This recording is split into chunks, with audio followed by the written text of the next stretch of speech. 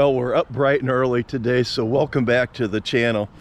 Just by pure chance, we found another opportunity to take a ferry to Prince Edward Island. It's going to cut down on some of our ride time through territory we've already gone through and filmed. So there won't be anything that you're missing in this. In fact, you'll probably get to see some newer things with the ferry ride. So we're going to get started here. See you soon in the video. We are just a hop, skip, and a jump away from the ferry, so it won't take us on this ride from Pictou, where we catch the ferry.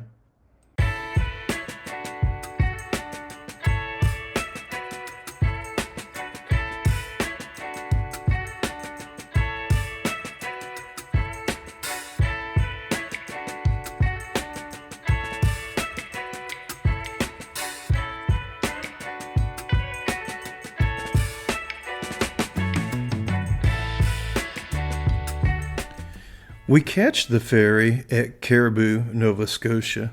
There's no real town here, but there is a little harbor for fishing vessels.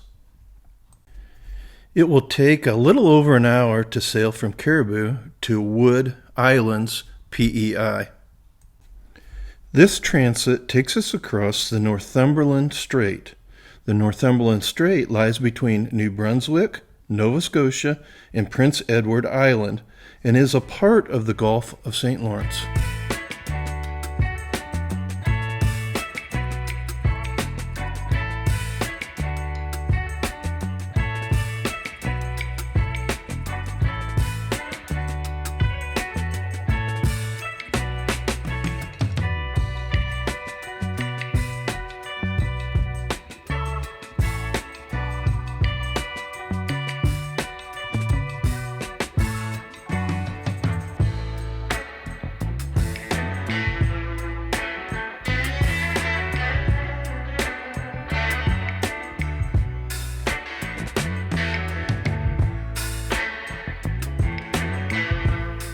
I found the ferry's arrival quite interesting because if you would recognize here is they open the front of the ship to allow vehicles to exit. It also obstructs the view of the crew from up above in docking.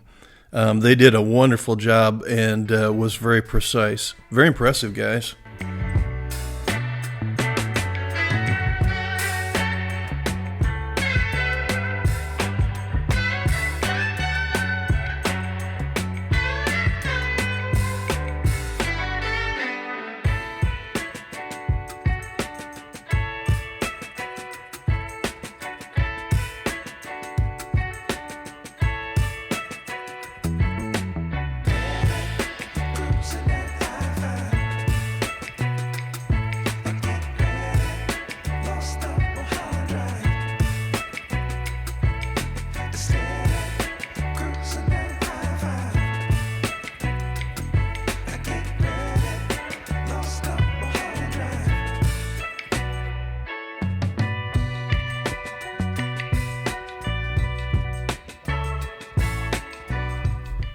Historically, the only way to get to Prince Edward Island was by ship.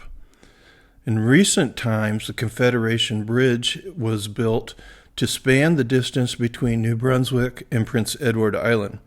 I'll talk about this bridge later, but the ferry service still runs and is utilized for easier access to points along Prince Edward Island. It shortcuts the distances that you have to drive considerably.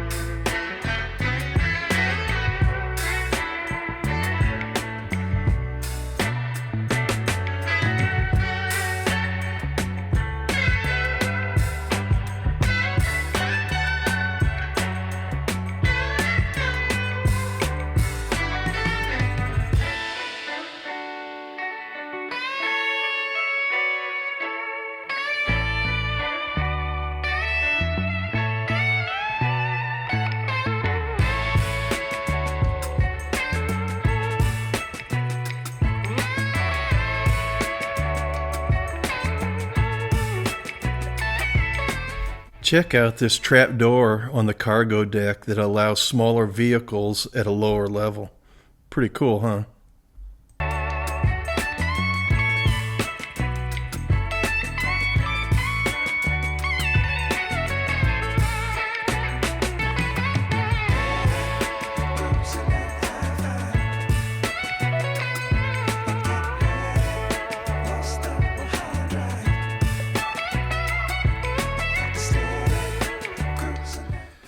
Because this ferry was smaller, I was able to get a good view of these movable clamshell type doors on either end of the ferry, which open and close to board and unboard vehicles. It's really pretty cool, and they have warning bells and all.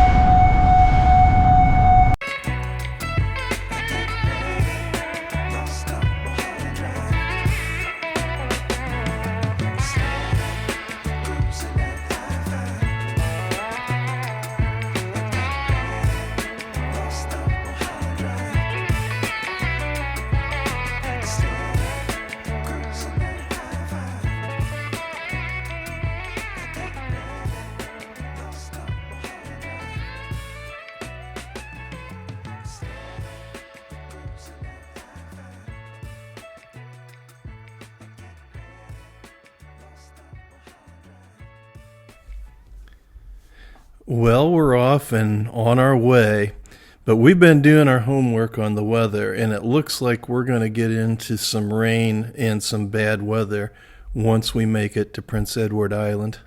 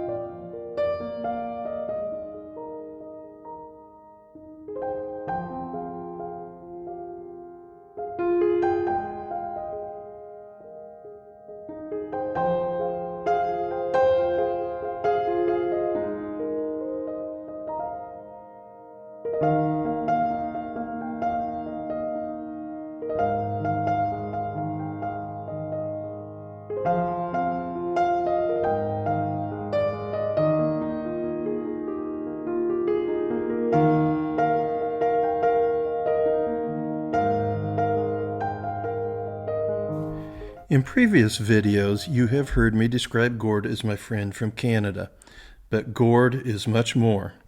Gord flew C-130s in the Canadian Air Force for most of his career. His decorated service took him on humanitarian and combat missions worldwide, and he retired as a lieutenant colonel. We stopped off at an air base, and Gord is going to kindly give you the descriptions of the aircraft and the base information. Welcome to Sleeman Park. That's a memorial park that was put in place after the closure of CFB, or Canadian Forces Base, Summerside in 1991. You're looking at the CC-115 Buffalo aircraft, which was a search and rescue asset used up until, just recently. This is the CP-107 Argus. It was an anti-submarine warfare aircraft used extensively during the Cold War era. It was able to drop torpedoes and sonobuoys in search of those elusive Russian submarines in the day. This airplane, the CP-121 Tracker, was a carrier-borne aircraft used on the HMCS Bonaventure, which was the only Canadian aircraft carrier ever used. It was decommissioned in the early 1960s, but this airplane was actually used throughout the 1980s into the early 80s when it was finally put to bed. So there you have it, Sleeman Park, Canadian Forces Base, Summerside. What a treat. And here's a little piece of equipment from Moncton at the time.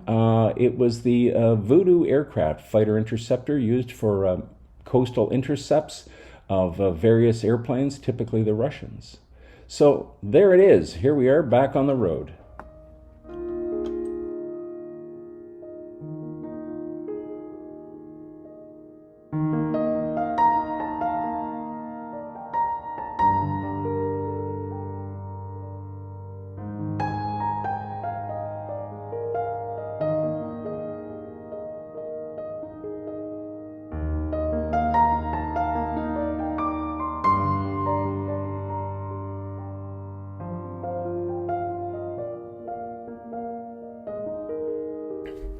Several years ago, Sherry and I had visited Prince Edward Island.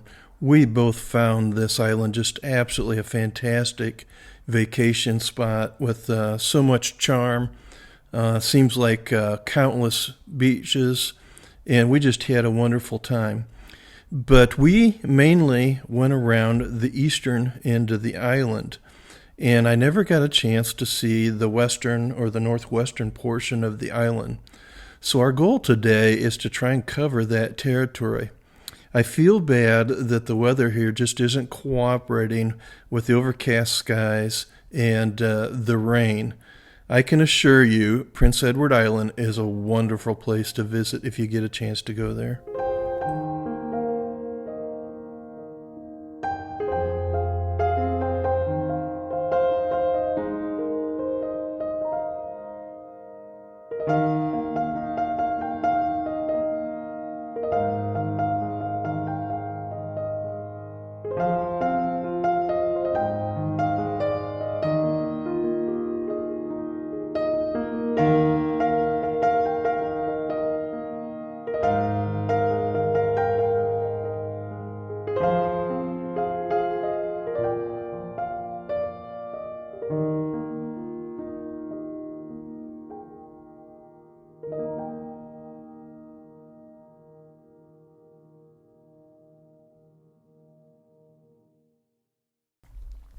Prince Edward Island is a part of the Canadian Maritimes and is renowned for its fisheries. But the biggest commodity that Prince Edward Island is known for is its potato farming. They produce 25% of all of Canadian potatoes. Unfortunately, for a while, exports to the U.S. were halted due to a fungus called potato warts. It has now resumed after mitigation efforts were taken. In this clip here, you get a view of an oyster bed. Blue mussels and oysters are a staple of Prince Edward Island. Prince Edward Island produces 80% of the oysters for Canada. On our way westward, we noticed that there was a festival going on, so when we came back through the Summerside area, we decided to stop and see what was going on. They had a festival there for like a rib fest with a band and Harley Davidson motorcycles. So we're going to check that out.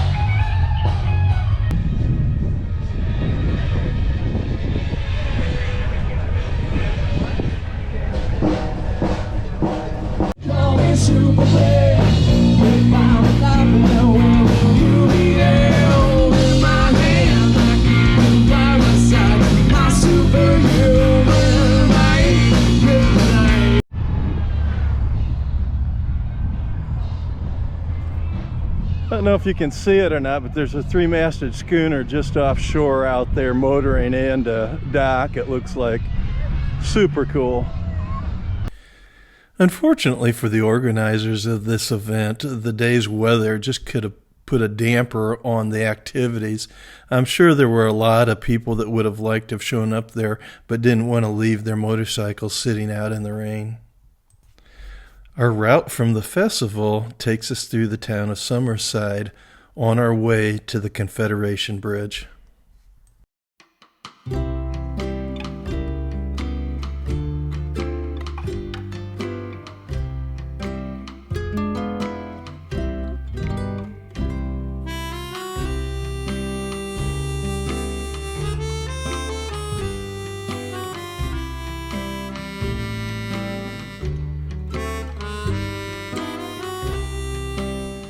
I get a little chuckle as we approach the toll booth here.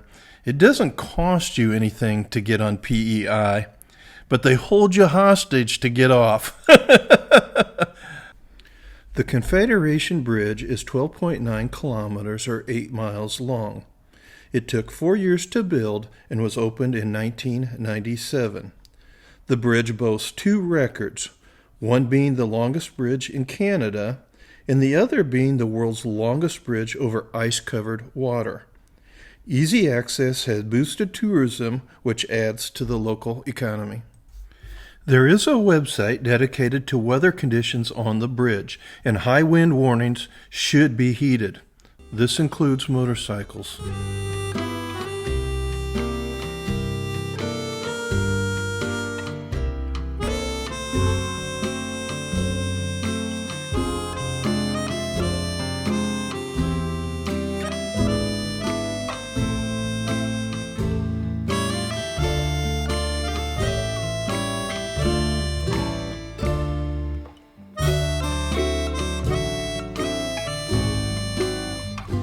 Unfortunately, today we had cloudy and rainy skies.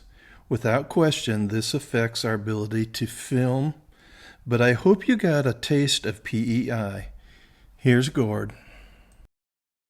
Hello everyone, and welcome to day 14. If you remember from my last episode, we ended up in a little town called Pictou, Nova Scotia, right here. More by good fortune rather than good planning, we discovered as we rolled into that town last night that there was a ferry that was available. It was about 6 minutes drive away from where we were staying that allowed us to go across this body of water and end up on the southeastern coast of Prince Edward Island. So that was a good score for us, saved some time a little bit. However, as we moved inland, we did encounter some pretty heavy rain, which lasted throughout a little part of the day. The weather improved in the early afternoon and we finally dried out. We proceeded across country.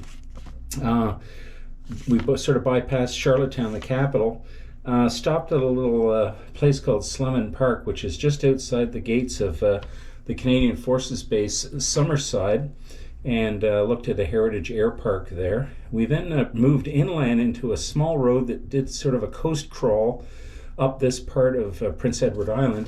We arrived at a little town called Tignish, and as time became a bit critical, we decided to take a high-speed route back towards Summerside, at which point we encountered, or at least visited, a little motorcycle event that was taking place in one of the parks downtown. We stayed there for just a short time and then proceeded onwards to the Confederation Bridge, drove across the strait that separates PEI from the mainland, and jumped on the highway and ended up back just east of Moncton on a nice airport located hotel. We're ready to go for tomorrow. Thanks. Well, yesterday was quite the day. We started out with the ferry ride, and almost immediately after we got off the ferry, it started to rain pretty hard, so we put our rain gear on and drove through that. It was kind of a blessing in disguise, because overnight I had forgotten to plug in my GoPro camera, and so I had no battery left, so I had to bring out a spare, but I used that time to charge up the spare, which had gotten weak over time. So in the afternoon I was able to do some filming, But then in the way out of Prince Edward Island, which is absolutely beautiful, I'm sorry the skies were rainy and cloudy, that you didn't get a chance to see its true beauty. I thought I was filming as I went across the Confederation Bridge, and for some reason the camera or I failed to get that video. Normally that wouldn't be an issue because you just would never know because it's been edited out.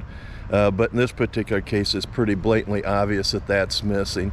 So I'm sorry about that. But hopefully the rest of the video give you an idea of what Prince Edward Island is like. So we'll see you tomorrow in the next video.